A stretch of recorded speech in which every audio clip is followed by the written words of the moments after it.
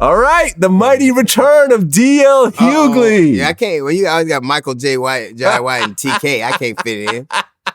You always have a place here, man. It's and been John Sally. I can't compete with all that. Hey, man, listen. It's been I think about a year and a half since we had a proper DL Hughley. I mean, you made a cameo. You made a cameo appearance. You had a guest verse. Right. You know, when your man came in. Right.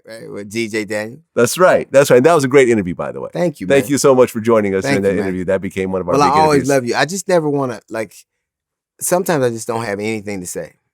And now there's just a lot more. Oh, yeah. There's a lot to talk about right now. Right. Well, first of which I want to start out with the Super Bowl. Sure. That just passed. Right. Eminem seemed to take a knee. He didn't see it. He took a knee. He took a knee. Now, he didn't say what it was for. Right. I mean, people are saying, oh, it's because Dre was playing Tupac or something. But it looked like he took like a Kaepernick knee. Well, listen, I don't know what his knee was for, but I think that the fact that people on the right were angry about it lets you know that it wasn't just about the national anthem. It lets you know that wasn't what it was about. And then, you understand that there are a lot of people, I was reading recently where a lot of 45% of Republicans think that the NFL does too much for black people. Just imagine what black people do for the NFL. Wait, the NFL does too much without black people, the NFL would be fucking rugby. What percentage of the NFL is black? 75. The players? 75. 75. Mm-hmm. Okay, 3/4. Sure. You take black people out of the NFL and you got rugby. Yeah. And I'm telling you that the biggest, strongest black dudes in the world, the other big, strong black dudes is in prison. It ain't like you have to.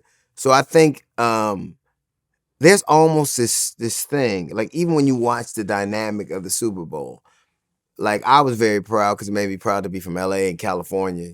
Mm-hmm. It was like a love letter to Los Angeles, and you had one of the founders of Gangsta Rap and and a dude from the East Coast, dude from the Midwest, and a woman from the East Coast.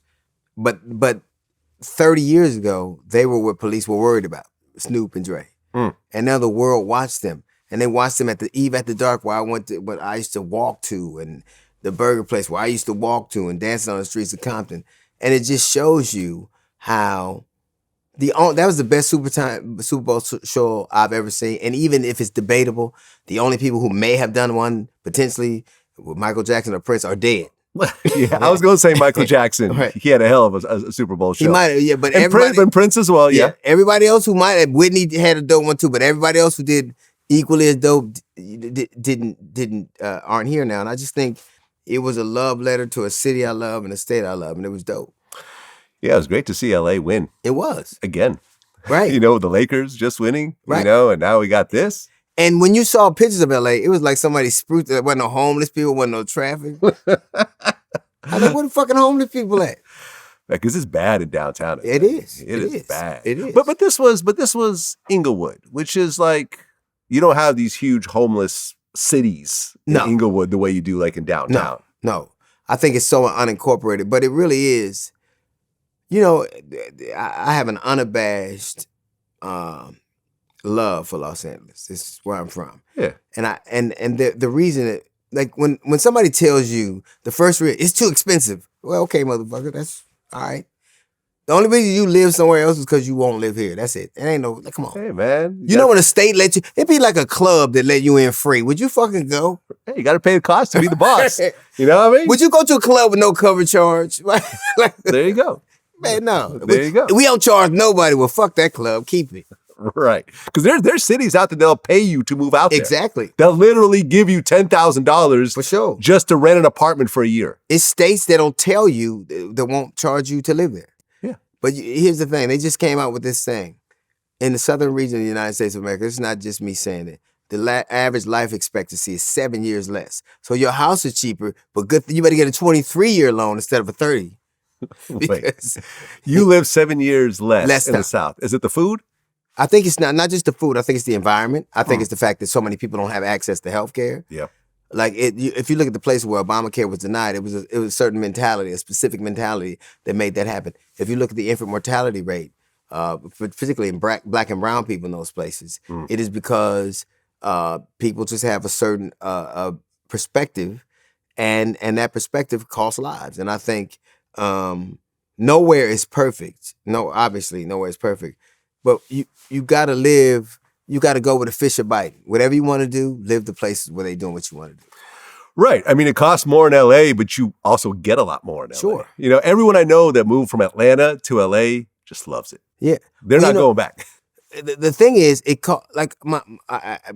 costs more to live here. Mm-hmm. But if you buy, I have a friend bought a house a year and a half ago, $750,000. In I ain't gonna say where in the valley, but $750,000. That house a year and a half later is worth $1.2 million. You buy a house somewhere else. Oh, I bought it for $200,000. That's worth $230,000. Mm-hmm. Now, of course, you can't move nowhere. Of course, right?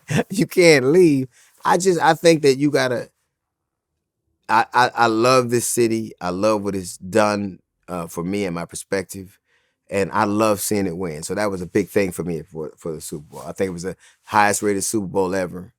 And it wasn't even necessarily the dominance of the team because they weren't like two marquee teams. Yeah, I mean, it was a close game. At one point, you're like, oh, shit, the Bengals are up. Right. Like, yo, they might actually upset this game. And, you know, Rams came back. Yeah, yeah. And I think Aaron Donald won that Super Bowl for them. Yeah, I agree. I think, okay, who got the pass? But if he'd have let them score one time, and him and Von Miller, if they'd have let them score one time, this is a wrap. Mm-hmm. One time. If they'd have got a first down, you know, he took them out of field goal range with some of his sacks. Mm-hmm. So you gotta, and I know that the offensive side of the ball gets all the glitz and glamour, but those dudes clearly stopped you from losing at a time when your offense was sputtering. Oh yeah, man, the Rams are a hell of a team this year. Yes, a hell of a team. Yeah. Great game. I'm glad I got to watch it. I almost went.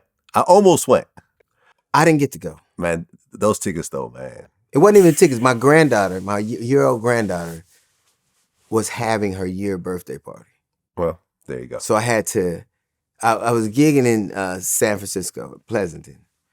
I had to fly to I got off stage at 2:30 in the morning, get back to the hotel, get on, rest for an hour, get on the flight at 6 o'clock, fly to Atlanta, get there at 2:30, and she's so cranky. You know how that 1-year-old, they got to take a nap? I was so mad. I was like, I knew what she would, you know, because she's a baby. So I knew she wasn't going to be, she don't know who and she's a COVID baby, so they only used to being with their families. Mm. So I was like, man, I could have went, but, you know, you got to be there for the first. Yeah. She won't see me again till the 5th. But the next 4 years is work. Right. I see you, next time you see me at your birthday party, you're going to be 5 and able to tell me you want me there. There you go.